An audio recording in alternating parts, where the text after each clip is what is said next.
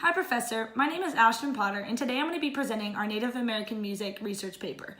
Our topic this year was how American pop culture music affects the Native American Indians.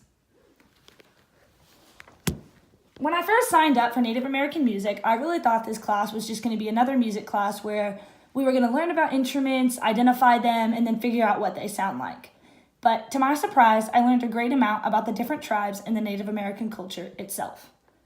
There are several misconceptions about Native American Indians that Americans have.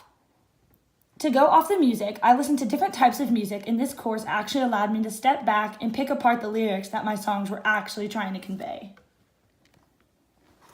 Culture misappropriation and stereotyping. As defined in our textbook, culture misappropriation is the intentional theft of tangible or non-tangible cultural commodities by an outsider with the intent to be used for economic gain or to intentionally create a stereotype. Stereotypes happen daily and are typically very negative. A stereotype is a generalized opinion about a group of people or an individual. In one of our Canvas slides, we had to watch a video about the famous flute player R. Carlos. And in this video, he spoke about the different tribes in the Native American culture. But more specifically, what I picked up on was the culture misappropriation and generalizations that Americans have about these tribes. A lot of Americans, he expressed, believe that all the tribes wear the colored feathers and the colored clothes, but in fact, most of the tribes actually don't.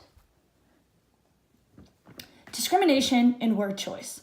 According to an article I read by Gilbert Marin, who's a reporter, the word redskin is often seen as a term used to disrespect Native Americans.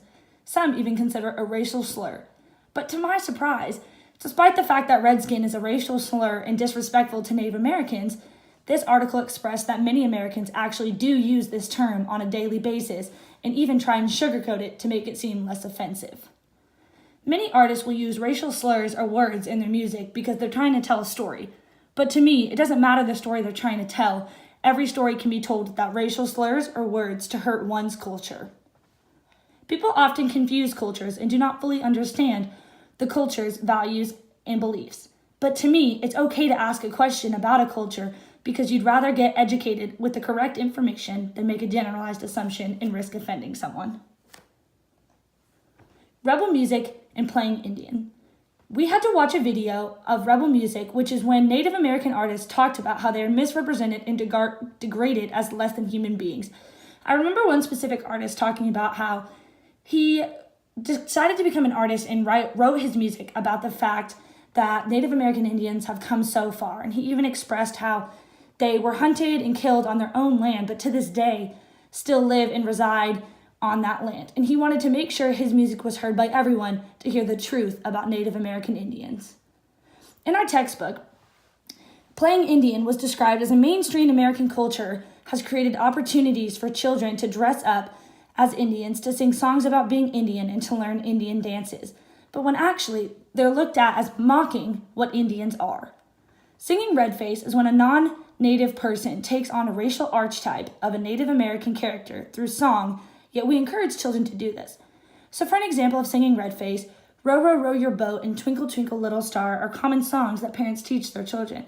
But in reality, they're actually mocking one's culture and should be stopped.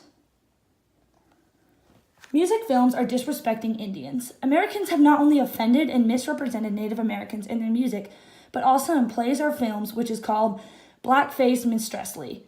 Giacona in our textbook stated, on the playground, children mock kill each other as cowboys and Indians, and at Halloween, Indian war and sexy Indian costumes are known.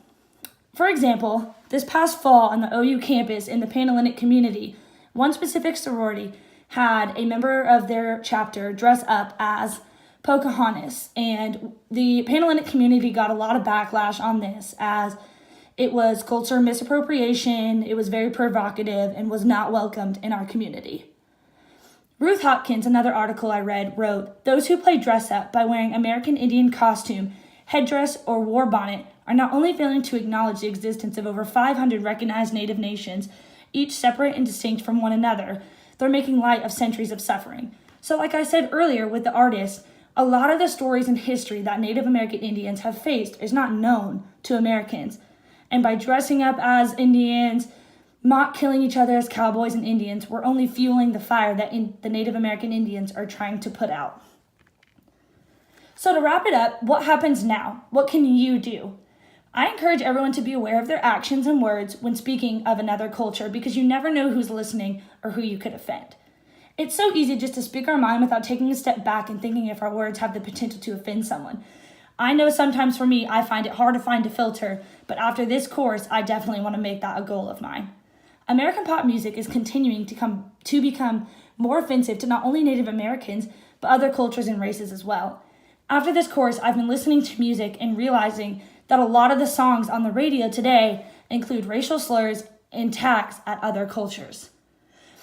As the textbook said, idealized sympathy is sympathy for an imaginary Native American caricature that the issues of voice appropriation and misrepresentation become clearly visible. So with this, like I said, just be cautious of your actions and your words and make sure that you're actually trying to be educated instead of assuming. Thank you for taking the time to listen to my presentation, and I hope you enjoyed it.